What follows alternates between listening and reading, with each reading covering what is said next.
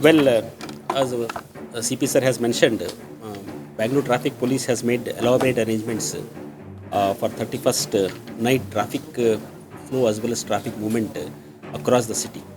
In fact, our focus will be on diversion of traffic from areas which are likely to have heavy footfalls, particularly Brigade Road and surrounding areas, and give alternate roads for traffic to smoothly move, and also to ensure that the people who are coming for celebration and also going back will have a hassle-free travel.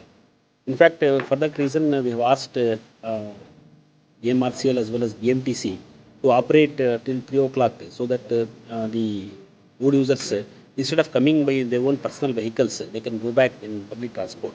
That will also help in reducing traffic congestion in most of the areas.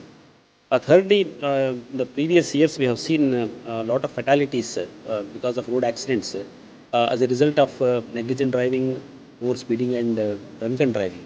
So, on these three major violations, we are keeping a close eye. In fact, all our traffic police officers and men will be on the roads, and they will have checkposts, and they are going to conduct random checks on all vehicles to detect driving under the influence of alcohol.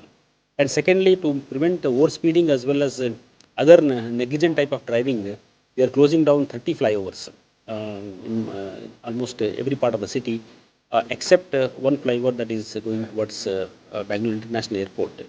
There also, we are not allowing two-wheelers on the elevated road. They have to take the road below the flyover. And on nice road also, after 9 o'clock, no two-wheeler will be allowed.